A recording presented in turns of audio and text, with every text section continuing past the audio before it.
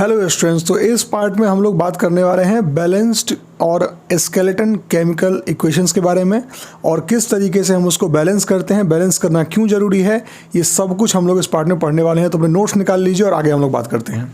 तो next topic जो हमारा मैंने जैसे बताया आपको वो है बैलेंस्ड केमिकल इक्वेशन।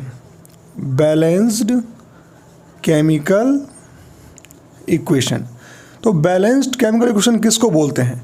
जिस केमिकल इक्वेशन में जितने एटम्स रिएक्टेंट साइड हैं उतने ही एटम अगर प्रोडक्ट साइड भी आपको मिल जाएं, इसका मतलब हम उसको कहते हैं कि वो एक बैलेंस्ड केमिकल इक्वेशन है। और अगर ऐसा नहीं है तो उसको हम कहते हैं कि वो अनबैलेंस्ड है, या फिर उसको हम लोग स्केलेटन इक्वेशन भी कहते हैं। ठीक है, तो जल्दी से पहले इसका हम लोग डेफिनेशन नोट कर लेते हैं, फिर आगे बात करेंगे। तो सबसे पहले क्या लिखते हैं हम लोग इसमें? Skeleton equation. स्केलेटल इक्वेशन ये क्या होता है? लिखेंगे a chemical equation, a chemical equation in which the number of atoms on reactant side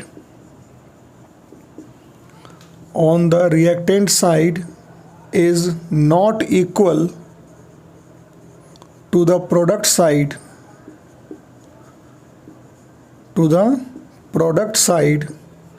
is called, आगे चिपका लो आप, is called skeletal इक्वेशन। दूसरा क्या होता है? Balanced equation.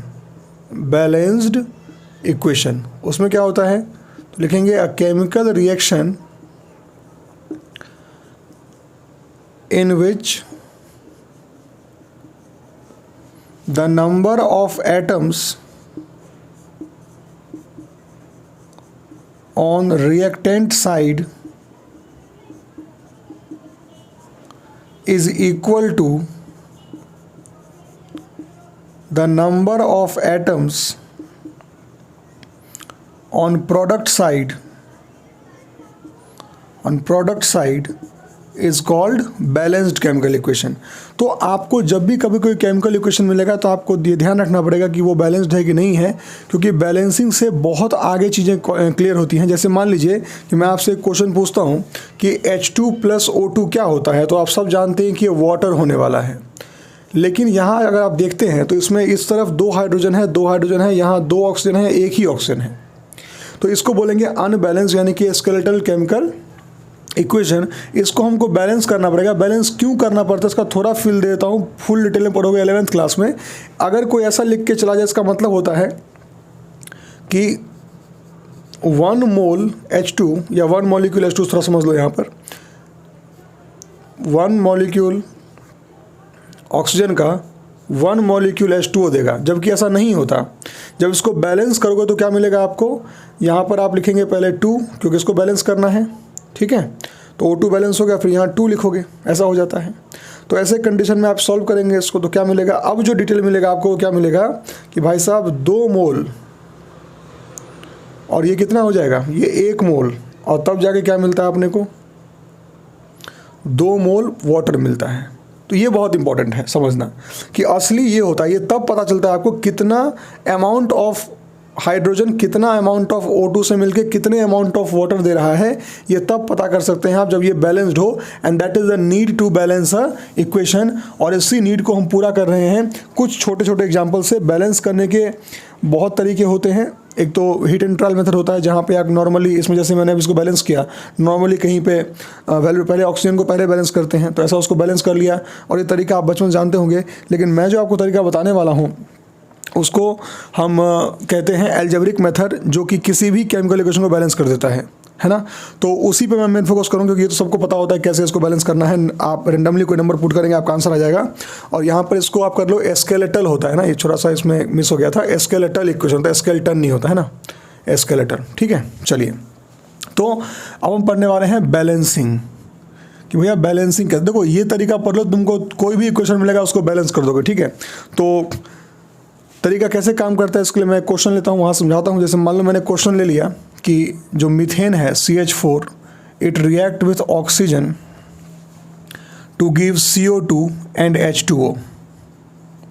ठीक है, ये इक्वेशन है, आप चेक कर लो, ये बैलेंस तो है नहीं पहले, है ना, क्योंकि इसमें कार्बन एक है, ऑक्सीजन में ही फंस गया मैटर, है ना, बैलेंस नहीं है। तो जब भी कभी आपको एल्जेब्रिक से बैलेंस करना हो तो क्या करना होता है, आप इन सभी को ABCD मान लो, इसको A मान लो, इसको B मान लो, इसको C मान लो, इसको D मान लो, ठीक है, और यहाँ लगा दो ब्रैकेट। ब्रैकेट क्यों लगाते हैं, ताकि आप गलती से भी इसके बीच में कोई नंबर इंसर्ट करने का ना सोचें, क्योंकि बच्चे हैं यार, कभी कभी कुछ भी सोच लेते हैं, तो उनको बचाने के लिए पहले कह देते हैं भाई इसको तुमको जो नंबर डालना है वो इसके बाहर डालो, इसके अंदर कोई बदलाव नहीं करना है अपने को, तो उसके लिए कर दिया, तो ABCD कर दिया। ABCD करने के बाद क्या करते हैं, हम इसका इक्वेशन लिखते हैं। क्या लिखते हैं, इक्वेशन। तो कितने एलिमेंट्स इसमें, कार्बन है, हाइड्रोजन है, ऑक्सीजन है, तो इन तीनों का अलग अलग इक्वेशन लिख लो। जैसे कि मान लो कि हम लिखते हैं कार्बन का इक्वेशन लिखते हैं, कैसे लिखते हैं इस पर ध्यान समझो, यही मेन चीज़ है। तो कार्बन का जब इक्वेशन लिखेंगे तो कार्बन देखेंगे A में एक बार है तो A डाल दिया, ठीक है, B में है ही नहीं, जैसे ही एरो के पार चलते हैं तो इक्वल टू डाल देते हैं, C में कार्बन एक बार है तो A हो गया, D में है ही नहीं तो ये हो गया कार्बन का इक्वेशन। क्या हो गया, ये कार्बन का इक्वेशन हो गया। अब कार्बन के बाद किसका लिखेंगे इक्वेशन, हाइड्रोजन का। तो बताओ हाइड्रोजन जो इसमें है क्या, 4 बार है तो क्या लिखोगे, 4A, यहाँ नहीं है तो इक्वल टू डाल दिया, उधर पहुँचे इसमें नहीं है, उसमें है कितना, 2D। इसको सिंप्लीफाई कर लोगे ना, 2 से 4 कट जाएगा तो क्या हो जाएगा, ये हो जाएगा 2A is equals to D। ये हो गया किसका इक्वेशन, हाइड्रोजन का इक्वेशन हो गया, ठीक है, सॉरी हाँ हाइड्रोजन का हो गया।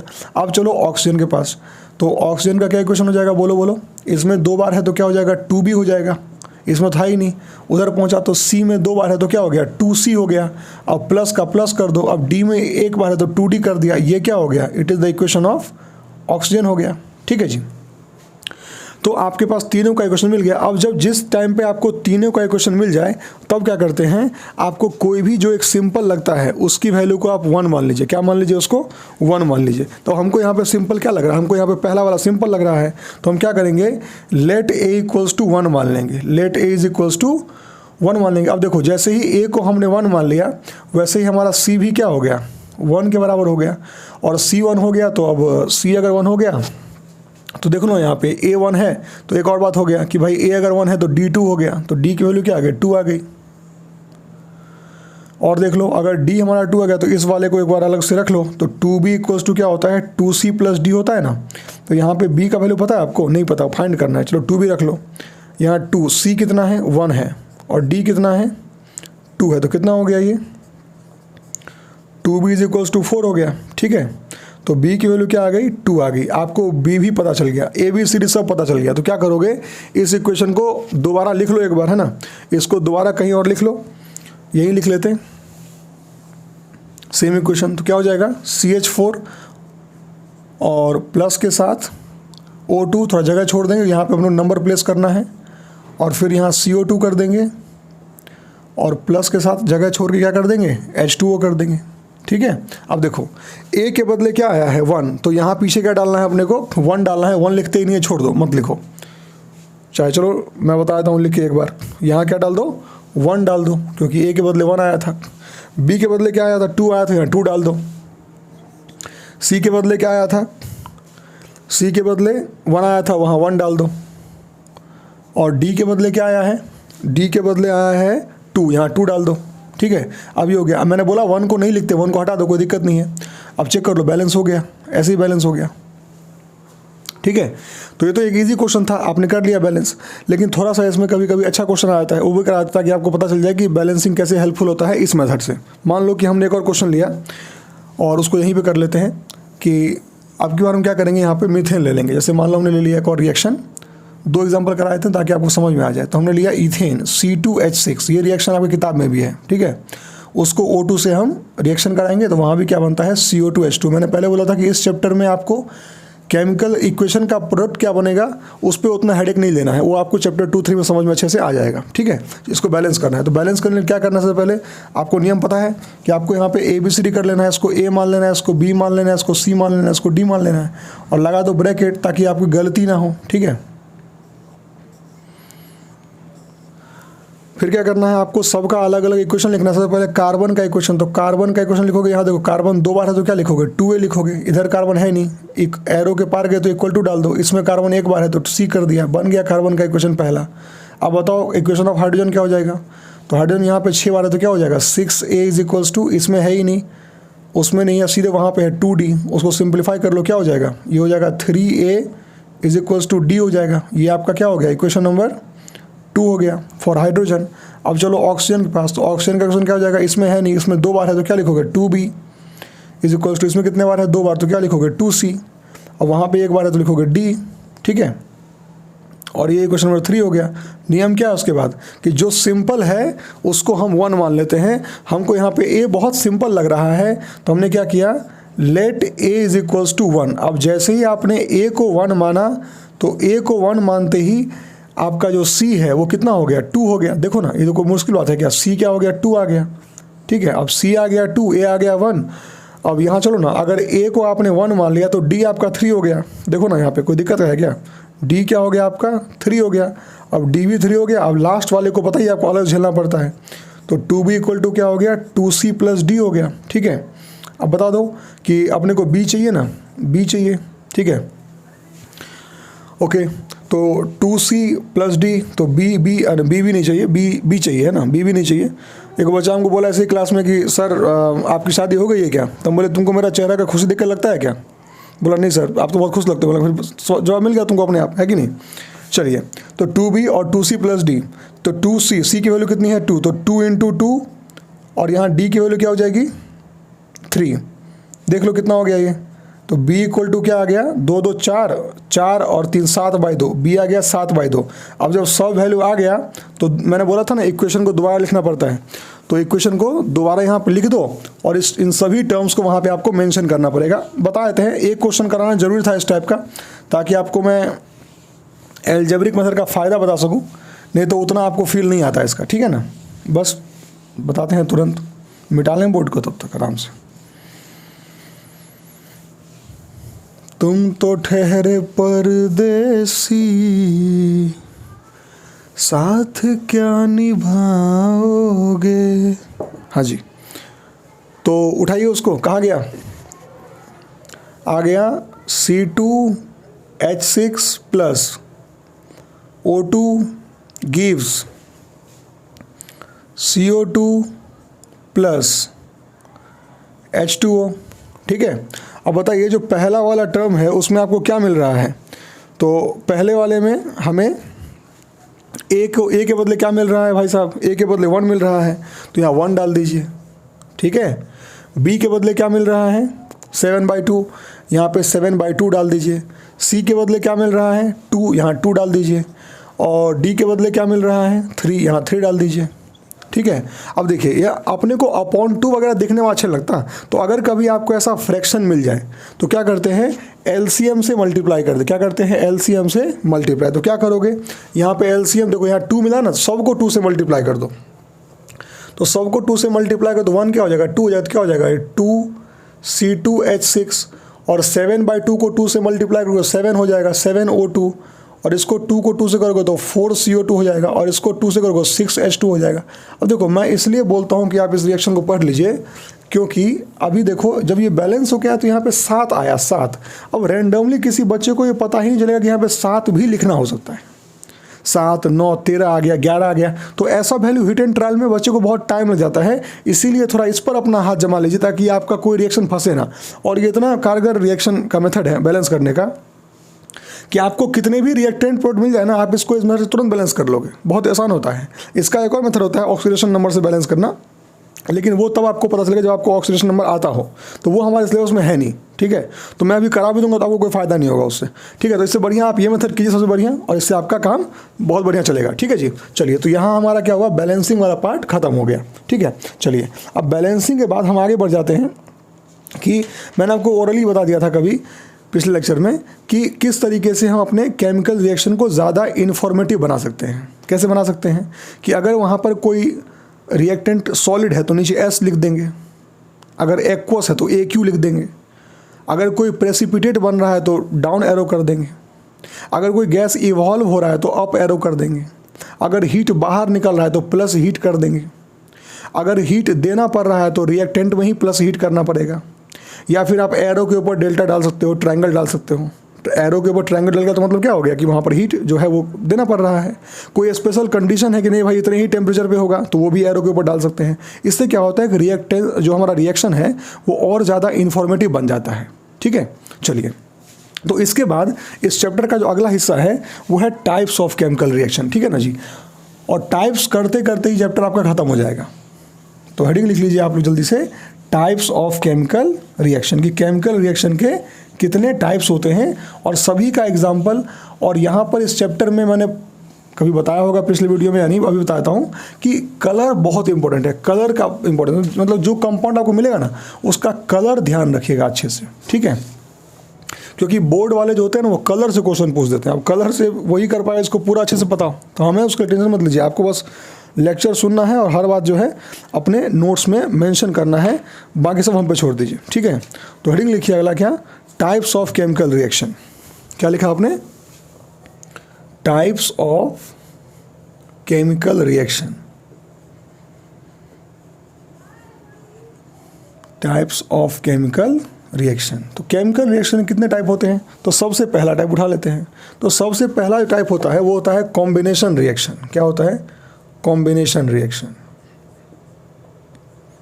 कॉम्बिनेशन रिएक्शन, ठीक है। इसका डेफिनेशन जल्दी से नोट कर लीजिए, लिखिए,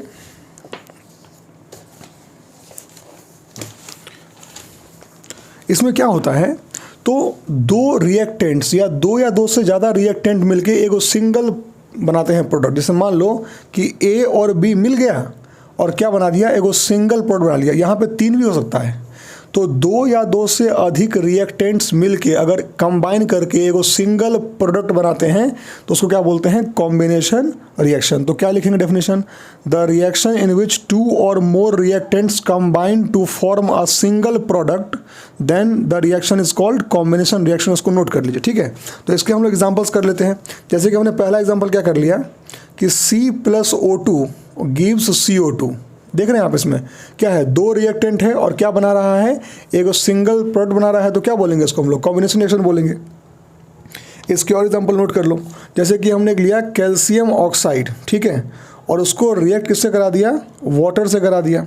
तो क्या बन जाएगा, ये कैल्शियम हाइड्रोक्साइड बन जाएगा और ढेर सारा हीट बनेगा। यहाँ पर जो कैल्शियम ऑक्साइड है इसका दूसरा नाम होता है क्विक लाइम। ये ध्यान रखिएगा, क्या बोलते हैं इसको हम लोग, इसको क्विक लाइम बोलते हैं, ठीक है, कैल्शियम ऑक्साइड को। और चूंकि यहाँ हीट बाहर निकल रहा है तो आप समझ सकते हैं कि इसको छोटे मोटे कंसेप्ट के साथ जो आपने पढ़ा होगा शायद 7-8 में कि एक्सोथर्मिक रिएक्शन, हीट बहुत बाहर निकलता है। तो जब होता क्या है, इसको हम अगर एक बीकर में, तो समझिएगा डिटेल में बात को इसको, ये आपका दूसरा एग्जाम्पल है कि अगर हम एक बीकर में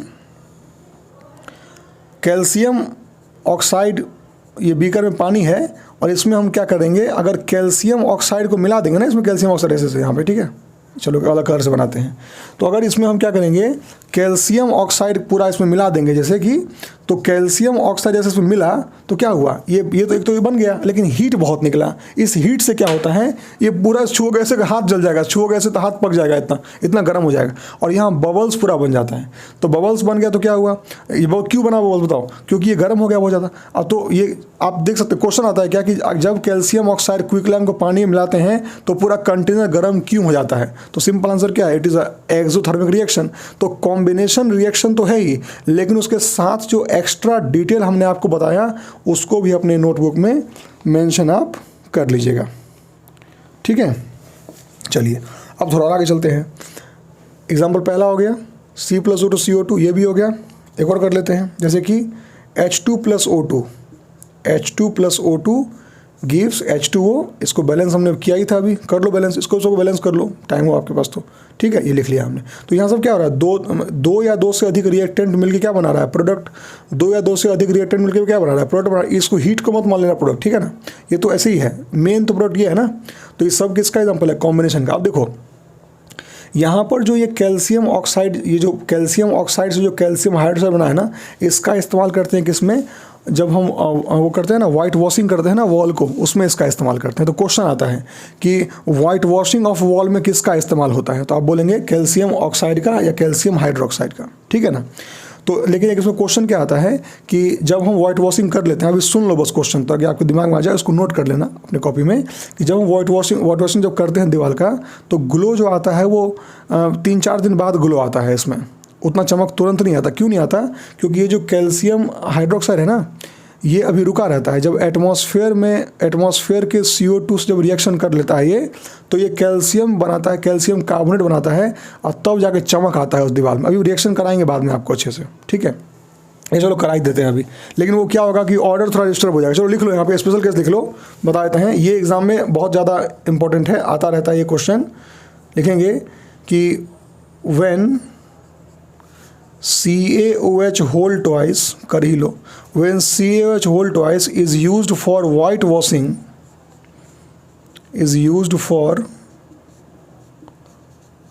whitewashing of wall,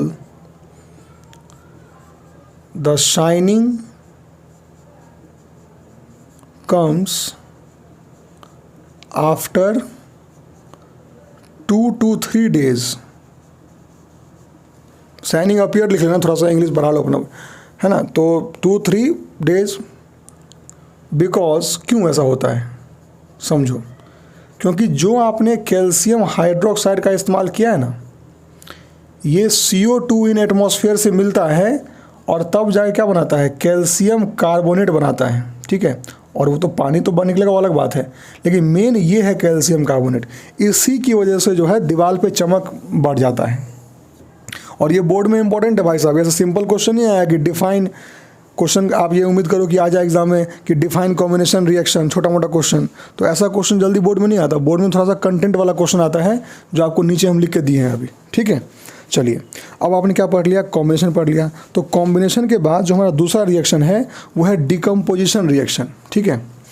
तो यहाँ क्या होता है? Decomposition reaction. डिकम्पोजिशन नाम से ही लग रहा है ना कि टूटेगा, ठीक है?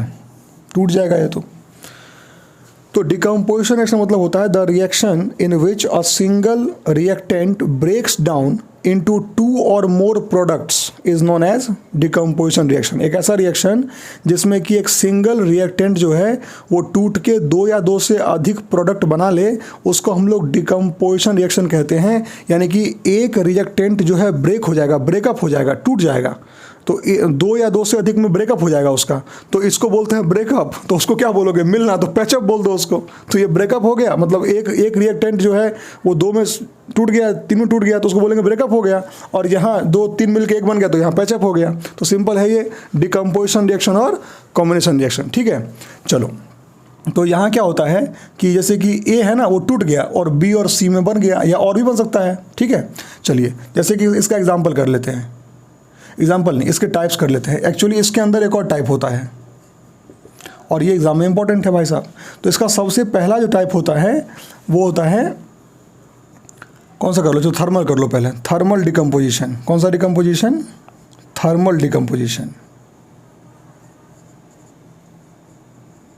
तो थर्मल डिकम्पोजिशन का डेफिनेशन क्या होगा? तो आप नोट कर लेंगे उसका definition. The decomposition in which the energy is supplied in the form of heat. जिस डिकम्पोजिशन में हीट कारण बन जाए, मतलब हीट की वजह से होने वाला ब्रेकअप। ब्रेकअप के बहुत कारण होते हैं, तो जो हीट की वजह से ब्रेकअप हो जाए, गर्म करने से टूट जाए, क्या बोलते हैं उसको हम लोग? थर्मल डिकम्पोजिशन, ठीक है? इसका एग्जांपल देख लो। जैसे कैल्शियम कार्बोनेट, कैल्शियम कार्बोनेट को 1000 डिग्री सेल्सियस पे जब गर्म करते हैं तो कैल्शियम ऑक्साइड प्लस CO2 बन जाता है। टूट गया भाई साहब, ब्रेकअप हो गया इसका, तो क्या बोलेंगे इसको? डिकम्पोजिशन। कौन सा डिकम्पोजिशन? थर्मल डिकम्पोजिशन, ठीक है? और एग्जांपल देख लो, जैसे कि हमको कोई दे दिया फेरस सल्फेट। क्या दे दिया हमको? सब रिएक्शन इंपॉर्टेंट है, ऐसा मत समझना कि एग्जाम्पल है तो एक पढ़ लेंगे काम चल जाएगा, सब इंपॉर्टेंट है। फेरस सल्फेट जो है उसको हमने क्या किया? हीट कर दिया भाई साहब। जब इसको हीट किया तो क्या हुआ? ये बन जाता है क्या? Fe2O3 बन जाएगा, और साथ में SO2 बन जाएगा, और साथ में SO3 बन जाएगा, ठीक है? तो यहाँ पर जो FeSO4 है उसको देखकर बन गया। अब इसको बैलेंस करना आपके लिए आसान बात है, ये फेरिक ऑक्साइड है जी, है ना, और ये सल्फर डाइऑक्साइड, सल्फर ट्राइऑक्साइड। यहाँ भी क्या देख रहे हैं कि एक रिएक्टेंट जो है वो हीट की वजह से, डेल्टा मतलब हीट होता है, ये ट्रायंगल मतलब, और ये 3 टुकड़ों में टूट गया तो क्या बोलेंगे, डिकम्पोजिशन। लेकिन उसका कौन सा पार्ट, थर्मल डिकम्पोजिशन। ठीक है, चलिए अब चलते हैं इसका एक और एग्जाम्पल पढ़ लेते हैं। ये एग्जाम्पल बहुत इंपॉर्टेंट है, ये दूसरा, ये पहला, अब तीसरा देख लो। तीसरा क्या है कि PbNO3 लेड नाइट्रेट बोलते हैं, कंपाउंड बनाना आपको आना चाहिए, पहला वीडियो में बताया था मैंने। लेड नाइट्रेट को जब हीट करते हैं तो बनता है PbO प्लस NO2 और प्लस O2।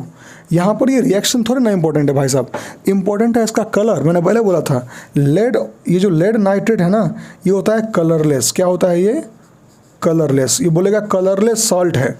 अब इसको जब हम हीट करते हैं तो यहाँ पे ये येलो कलर का जो है ऑक्साइड बनता है, येलो कलर का होता है। कौन, लेड ऑक्साइड येलो कलर का होता है, और NO2 जो होता है ना वो ब्राउन कलर का होता है, ब्राउन कलर का।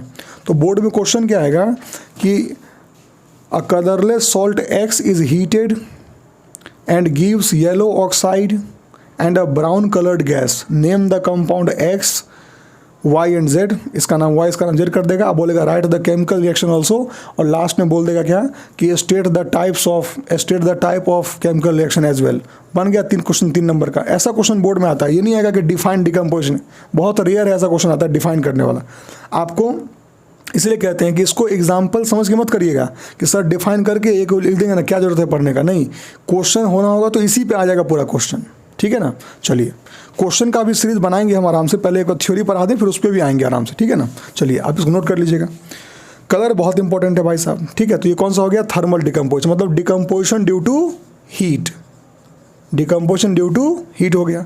अब थर्मल के बाद जो है दूसरा डिकम्पोजिशन आता है, वो आता है इलेक्ट्रोलाइसिस। क्या आता है, इलेक्ट्रोलाइसिस, या इसको बोलते हैं इलेक्ट्रोलाइटिक डिकम्पोजिशन। तो ये नाम से ही क्या लग रहा है बताइए, decomposition due to electric current, decomposition due to electric current. एक ऐसा डिकम्पोजिशन जिसमें इलेक्ट्रिक करंट रिस्पॉन्सिबल हो ब्रेकअप कराने के लिए, मतलब कि एक रिएक्टेंट को 2 या 2 से अधिक पार्ट्स में तोड़ने के लिए जब इलेक्ट्रिक करंट रिस्पॉन्सिबल हो जाए तो उस तरीके के डिकम्पोजिशन को क्या बोलते हैं, इलेक्ट्रोलाइटिक डिकम्पोजिशन बोलते हैं। इसका एग्जांपल देख लो, जैसे कि हमने वाटर ले लिया। अब वाटर को जैसे ही करंट पास कराओगे, वाटर में जैसे ही करंट पास कराएंगे तो क्या होगा, वो H2 प्लस O2 में टूट जाता है भाई साहब। ठीक है, ऐसे ही अगर आप NaCl ले लो और NaCl में आपने जैसे ही करंट को पास कराया, करंट ऊपर लिखना बहुत ज़रूरी है, तो क्या हो जाएगा, ये आपका Na में और Cl2 में टूट जाएगा। Cl कभी अकेला नहीं निकलता बाहर, हमेशा Cl2 बन के निकलता है, ध्यान रखिएगा। Cl, H2, Cl2, H2, F2, Br2, O2, ये सब 2 बन के बाहर निकलता है, कभी अकेला बाहर नहीं निकलता। ठीक है ना, तो देखिए H2 आप बैलेंस कर लेना, सबको बैलेंस क्या है इसमें, तो यहाँ क्या 2 है ना, तो यहाँ 2 कर लो, यहाँ 2 कर लो, और H2 में क्या है, यहाँ पे चलो यहाँ 2 कर लो, 4 नहीं हो जाएगा, हाँ ठीक है, यहाँ 2 कर लो, यहाँ 2 कर लो। ठीक है, तो बैलेंसिंग आप कर लेना। लेकिन ये क्या देखा आपने कि इलेक्ट्रोलाइसिस में क्या हुआ, करंट की वजह से इसका ब्रेकअप हो गया। ठीक है, चलिए अब आते हैं तीसरे पर। तीसरा क्या होता है, फोटोलाइटिक डिकम्पोजिशन, फोटोलाइटिक डिकम्पोजिशन। इसमें क्या होता है, the decomposition reaction in which the cause of decomposition is light.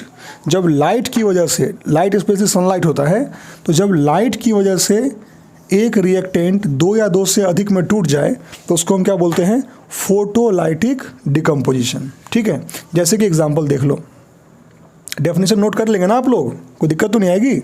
चलो इसका डेफिनेशन लिखवा भी देते हैं आपको हम लोग, लिख लीजिए।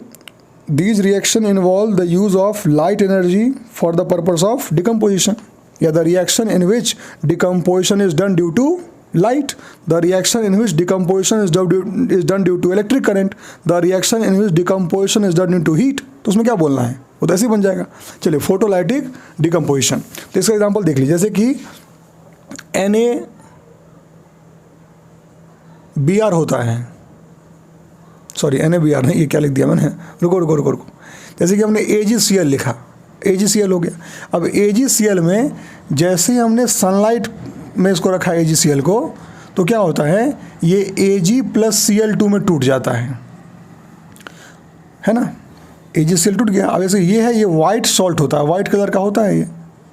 अब Ag तो ग्रे हो गया भाई साहब, अब वहाँ से ये गायब हो गया, Cl2 उड़ के गायब हो गया, ठीक है। और यही नहीं, जैसे कि हमने AgBr ले लिया, ये भी वाइट कलर का होता है। अब यहाँ हमने सनलाइट पास कर दिया,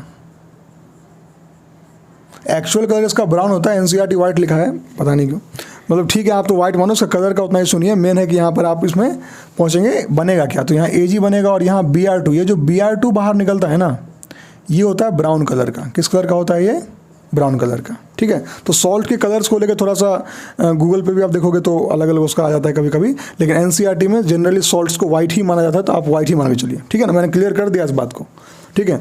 तो ये हो गया, मतलब वाइट सॉल्ट को आपने रखा धूप में, तो क्या हुआ, उसमें से अब Br2 बाहर निकला, तो AgBr था तो Br2 बाहर निकला। अब देखिए ये जो दोनों सॉल्ट है ना, इसका इस्तेमाल कहाँ होता है, ब्लैक एंड वाइट फोटोग्राफी में। ये नोट है और एग्जाम में ये आता है, एग्जाम भाई साहब नोट तो बिल्कुल छाप लिया करो, वहाँ भी नोट छाप लिया, यहाँ भी छाप लो, लिख लो AgCl and AgBr, AgCl and AgBr are used in black and white photography, black and white photography. Black and white photography नहीं होता है, वहाँ पर AgCl और AgBr का इस्तेमाल। जब भी कभी क्वेश्चन आ जाए कि a salt X used in black and white photography, तो आपका डायरेक्ट यही दो एग्जाम्पल दिमाग में आना चाहिए, एक AgCl और एक AgBr।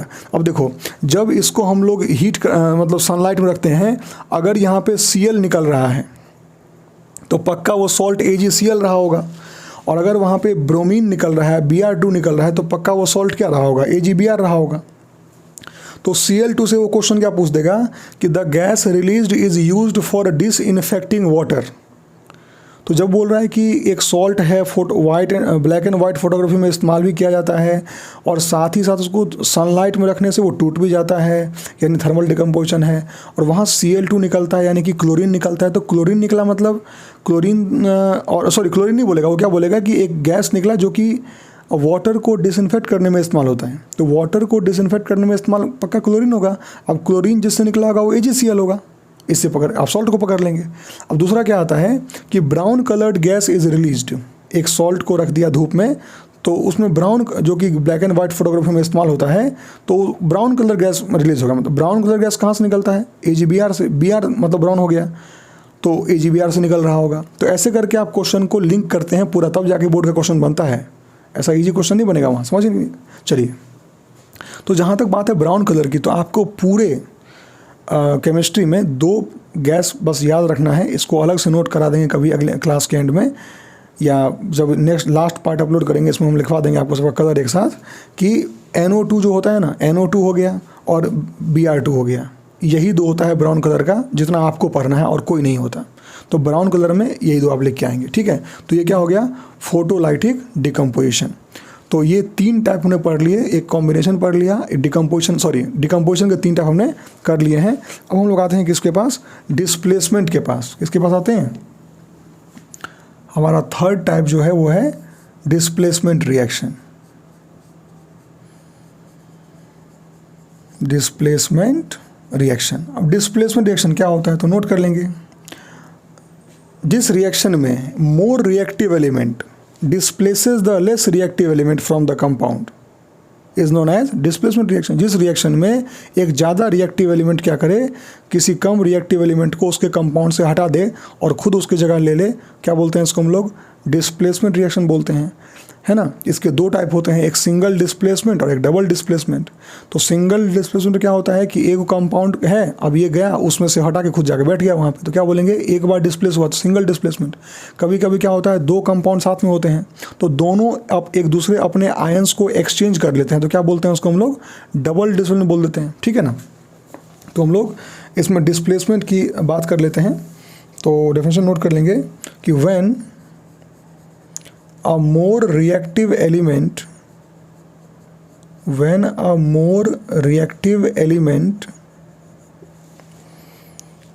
displaces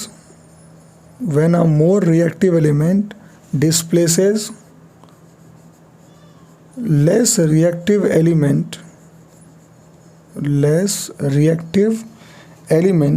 from its compound it is called, वो लाइन तो आप जानते ही हैं, from its compound it is called displacement reaction. वो सबको पता है क्या लिखना है आगे, तो आप लिख लेंगे, ठीक है। अब इसका जो टाइप्स होता है वो 2 टाइप का होता है। इसका पहला टाइप क्या होता है, it is single displacement reaction, single displacement reaction. अब सिंगल डिस्प्लेसमेंट क्या होता है वो नोट कर लेंगे।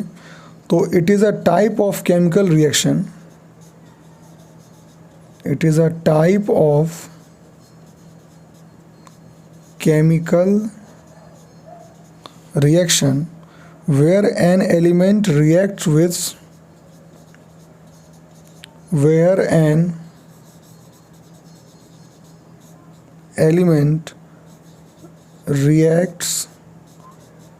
with a compound, जहाँ पर कि एक एलिमेंट किसी कंपाउंड से रिएक्ट करेगा and takes the place of another element, and takes the place of another element,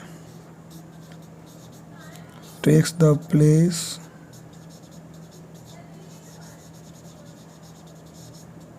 in that compound, उस कंपाउंड में जाके उसका जगह ले लेगा। तो ऐसे रिएक्शन को क्या बोलते हैं, सिंगल डिस्प्लेसमेंट। अब बताओ ये आपको कैसे पता चलेगा कि कौन ज़्यादा रिएक्टिव है कौन कम रिएक्टिव है, ये तो आपको पता नहीं चलेगा ना। तो उसको पता करने के लिए हम क्या करते हैं, हमको एक रिएक्टिविटी सीरीज़ पता होना चाहिए भाई साहब, बहुत इंपॉर्टेंट है वो। हम आपको बता देते हैं कि रिएक्टिविटी सीरीज़ जो होता है वो मेटल का भी होता है और नॉन मेटल का भी, दोनों का अपना अपना होता है।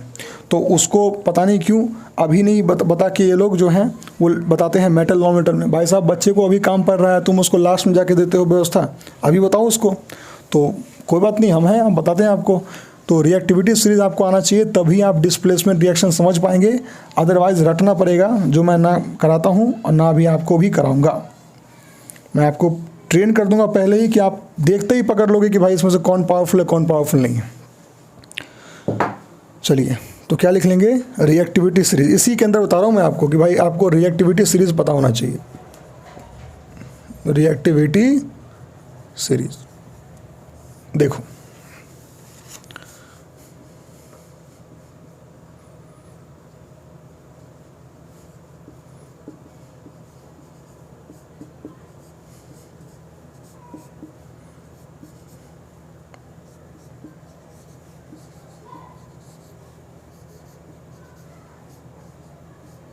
ये है मेटल्स का रिएक्टिविटी सीरीज, ठीक है।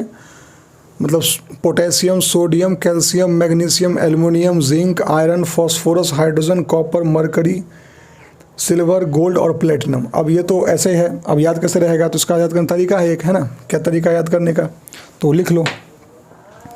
के मतलब होता है काशी, ठीक है ना, काशी नाथ,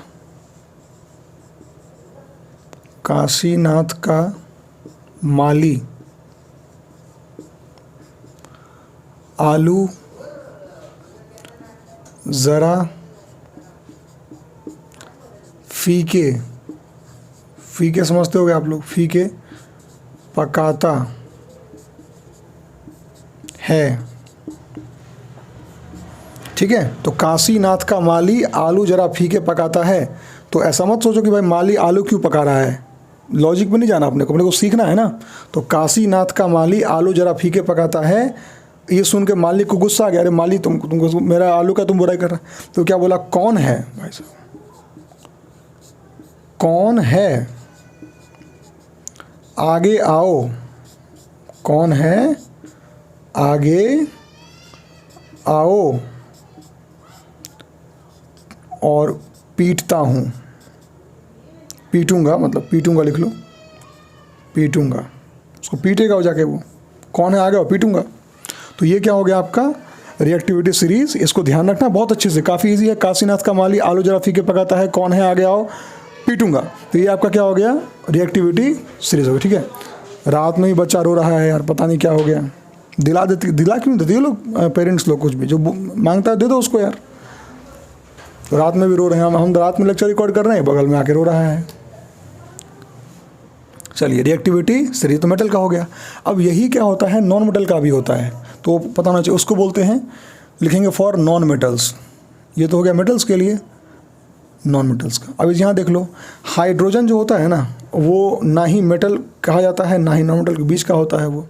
तो इसके ऊपर जो भी है उसको बोलते हैं हम लोग मोर रिएक्टिव। क्या बोलते हैं इसके ऊपर वाले को हम लोग? भैया ये मोर रिएक्टिव एलिमेंट्स हैं भाई साहब। और जो इसके नीचे वाले हैं ना उसको बोलते हैं क्या हम लोग? Less reactive.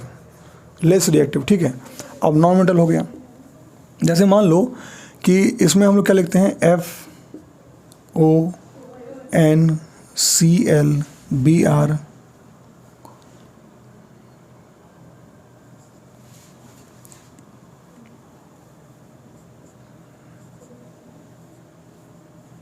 ये हो गया, ठीक है। अब इसको बोलते हैं इलेक्ट्रोनेगेटिविटी सीरीज। मतलब क्या ये होता है कि कौन सा नॉन मेटल अच्छा है, तो जो अच्छा नॉन मेटल होगा वो इलेक्ट्रॉन को खींचने का पावर ज़्यादा रखता होगा, और जो अच्छा मेटल होगा वो इलेक्ट्रॉन को लूज़ करने का पावर ज़्यादा रखता होगा। ये डिफरेंस आता है किसमें? मेटल्स में और नॉन मेटल्स में, ठीक है। इसको देखते हैं हम लोग। जैसे कि यहाँ पर क्या लिखा हमने? ये सब क्या है? मोर रिएक्टिव है। मोर रिएक्टिव बोले तो ज़्यादा इलेक्ट्रोनेगेटिव है, कि वो इलेक्ट्रॉन को ज़्यादा आसानी से खींच सकता है। अब समझिएगा इसको कैसे याद करना है। तो ये है फोन, है ना। फ़ोन समझते ही होंगे आप लोग, है ना। Phone, FON, phone. ये हो गया कॉल, फ़ोन कॉल। और BRO तो हो गया bro, phone call bro. Phone call बोल रहे हैं। ISC एक डिग्री होता है, जैसे होता है ना ISC BSc MSc, तो ISC। तो फ़ोन कॉल ब्रो ISC पास हो गया। P मतलब पास हो गया और H मतलब पास हो गया। उसका मतलब पास हो गया तो उसने दोस्त को फ़ोन किया कि अरे फ़ोन कॉल ब्रो ISC पास हो गया। तो फ़ोन कॉल ब्रो ISC पास हो गया। तो दो बहुत सिंपल नाम है। एक है काशीनाथ का माली आलू जरा फीके पकाता है, कौन है आ गया वो पीटूंगा। और फ़ोन कॉल ब्रो ISC पास हो गया। तो इस तरीके से आप मेटल्स और नॉन मेटल्स का रिएक्टिविटी सीरीज़ याद कर सकते हो। और ये आपको सबसे ज़्यादा हेल्प करने वाला है किसमें? सिंगल डिस्प्लेसमेंट रिएक्शन में। कैसे? एग्जाम्पल देखिए। तो हमने एग्जाम्पल उठाया और यहाँ देखा हमने क्या, मान लो कि जिंक है और जिंक के पास मैंने किसको बुला लिया? H2SO4 को बुला लिया, ठीक है। अब देखो यहाँ पर जो है H2SO4 के सामने कौन? H2SO4 के साथ कौन था? H2 था और यहाँ जिंक था। तो क्या हुआ कि जब SO4 के साथ कोई नहीं था तो SO4 को कोई नहीं मिला तो H2 के साथ ही रह लिया कि भाई तू ही आ जा कम से कम। H2 अब इसके साथ है, लेकिन जैसे ही सामने जिंक दिखा तो क्या दिखा? अरे ये है हाइड्रोजन यहाँ पे, जिंक तो बहुत ऊपर है, SO4 को भगा दिया, जाओ यहाँ से। तो उसको जब उससे ज़्यादा ताकतवर आदमी मिल गया तो उसको वो क्या किया? हटा दिया। अब जिंक के साथ बोलेगा अरे हम तो तुम्हारे साथ रहेंगे, वो तो कमज़ोर था, हटा दिया उसको। तो यहाँ पे क्या आ गया? H2 यहाँ से बाहर निकल गया। H2 बेचारा उदास हो गया, रो रहा है H2, देख रहे हो, और ये बढ़िया खुश है। तो ऐसा करके रिएक्शन पूरा हो जाता है। समझ में आया कि नहीं समझ में आया? ठीक है। तो ये क्या है? डिस्प्लेसमेंट रिएक्शन है। क्यों डिस्प्लेसमेंट बताइए? क्योंकि यहाँ पर जिंक ज़्यादा पावरफुल था किससे? H2 से, हटा दिया उसको। अब मान लो कि आप जा रहे हो, अब आप पैदल जा रहे थे मान लो, ठीक है। और आपको एक आदमी बोले आके, मैं किसी कार की बुराई नहीं कर रहा, एग्जाम्पल ले रहा हूँ मैं, कि मगर मान लो नैनो में कोई बोले कि आपको अरे आ जाओ बैठ जाओ, तो आप बैठ गए, लिफ्ट दिया उसने आपको, आप बैठ के जा रहे हैं। तो अगर मान लो सामने बगल में कोई मर्सिडीज़ आ जाए और बोले कि आपको लिफ्ट में दे दूँ क्या, तो ऑफकोर्स आप नैनो में बैठे हुए और बगल में उठ के तुरंत जाओगे। तो वही हो गया, ये अभी नैनो के साथ था और तुरंत यहाँ सामने मर्सिडीज़ तुरंत चला गया उसके साथ। अब मान लो एग्जाम्पल एक और देख लो कि यहाँ पर सपोज़ कि H2SO4 होता और सामने कॉपर होता। क्या होता? कॉपर। तो क्या होता देखो, तो हाइड्रोजन कॉपर जो है वो इससे नीचे है, कमज़ोर है उससे। मतलब कि आप मर्सिडीज़ में हो, बगल में नैनो वाला बोल रहा है भैया लिफ्ट दे देंगे आपको, बोले अरे भाई तुम देख रहा है कहाँ बैठे हुए हैं, ठीक है। तो ज़्यादा पावरफुल के साथ पहले से है तो क्या होगा? डिस्प्लेसमेंट नहीं होगा, ये रिएक्शन हो ही नहीं सकता, ठीक है। क्यों नहीं हो सकता बताइए? क्योंकि यहाँ पर क्या होगा? ये कमज़ोर है, और कमज़ोर है तो ये उसको डिस्प्लेस नहीं कर पाएगा। तो आप ऐसे चेक कर सकते हैं कि कौन किसको डिस्प्लेस करता है, कौन नहीं करता। ऐसे ही आप कॉपर और H2O का देख सकते हो। जैसे कॉपर और H2O को आप मिला के देख लो तो यहाँ भी क्या देखेंगे कि हाइड्रोजन क्या है? ज़्यादा रिएक्टिव है। कॉपर से, तो यहाँ भी रिएक्शन नहीं होता। तो लोग देखते नहीं कि कॉपर के उसमें जो है लोग पानी रख के पीते भी हैं, तो कहाँ कोई दिक्कत हो जाता है क्या? नहीं हो सकता। ठीक है, तो इस तरीके से हम सिंगल डिस्प्लेसमेंट रिएक्शन को समझ सकते हैं। अब सिंगल डिस्प्लेसमेंट के बाद जो है हमारा दूसरा टॉपिक चालू होता है, और वो है इसका बी पार्ट, और वो है डबल डिस्प्लेसमेंट रिएक्शन। कौन सा रिएक्शन? Double displacement reaction. ठीक है, अब ये डबल डिस्प्लेसमेंट क्या होता है समझते हैं इसको। पहले इसका नोट करते हैं डेफिनेशन, फिर आगे बात करेंगे। तो ये कहता क्या है? द रिएक्शन इन विच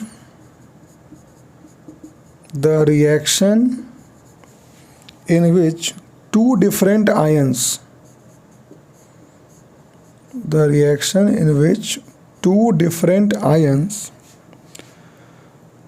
और ग्रुप ऑफ एटम्स, जिसको आप मॉलिक्यूल्स बोल सकते हो, group of atoms in the reactant molecule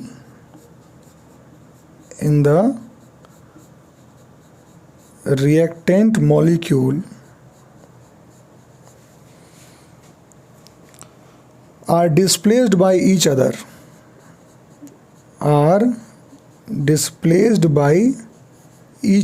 एक दूसरे के द्वारा डिस्प्लेस कर दिए जाते हैं, are called double displacement reaction. इसका एक और नाम है, इसको हम लोग ऑल्सो कॉल्ड प्रेसिपिटेशन रिएक्शन भी बोलते हैं। क्या बोलते हैं इसको हम लोग?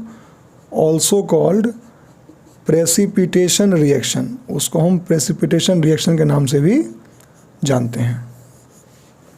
क्यों? क्योंकि उसमें प्रेसिपिटेट बनता है। जैसे एग्जांपल देख लो, हमने एग्जांपल ले लिया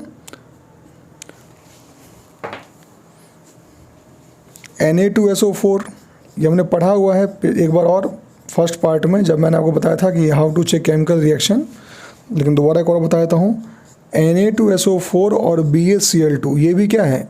एक्वस है। दोनों एक्वस में, दोनों में पानी मिला हुआ है। मतलब ये क्या हुआ? मतलब इसका जब इसको करेंगे तो क्या होगा? Na के साथ SO4 है, Ba के साथ Cl2 है।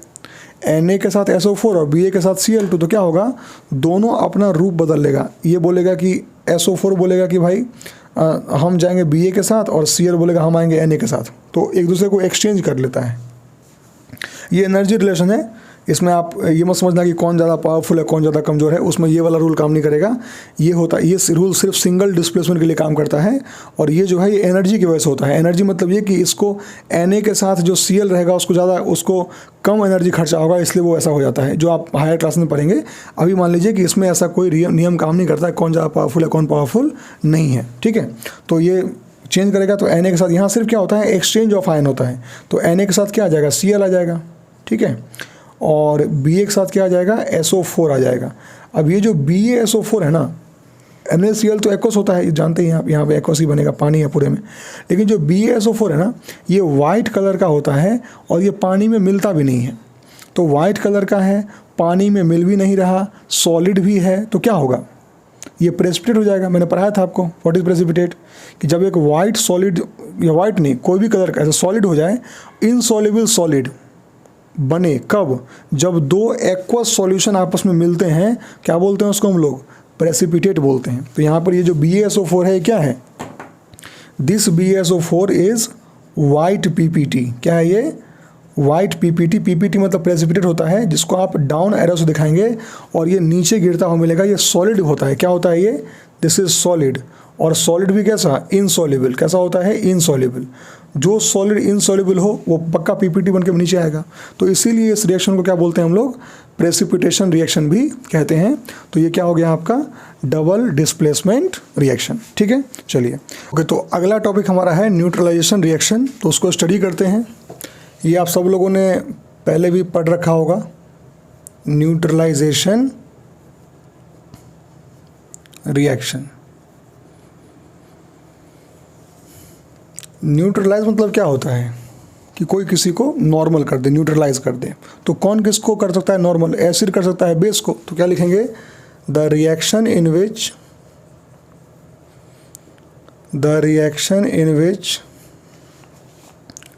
an acid react with base, an acid reacts with base is called neutralisation reaction, क्या बोलते हैं उसको हम लोग, न्यूट्रलाइजेशन रिएक्शन कहते हैं जी।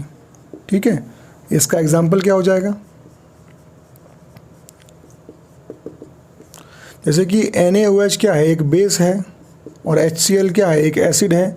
इन दोनों को मिला दोगे तो क्या बनेगा, NaCl बन जाएगा, और साथ में क्या बनेगा, पानी निकलेगा, पानी निकल गया। ठीक है, तो NaCl क्या होता है, ये होता है सॉल्ट। ठीक है, तो क्या देखा आपने कि एसिड और बेस मिला तो क्या बना, सॉल्ट प्लस वाटर। इससे रिएक्शन को क्या बोलते हैं, न्यूट्रलाइजेशन रिएक्शन। ठीक है, तो यहाँ तक हम लोग इस पार्ट में करते हैं। अगले पार्ट में हम लोग ऑक्सीडेशन और रिडक्शन रिएक्शन पढ़ेंगे, और उसके बाद रेंसिडिटी पढ़ेंगे, और फिर हम लोग रस्टिंग के बारे में बात करेंगे। ठीक है, थैंक यू सो मच।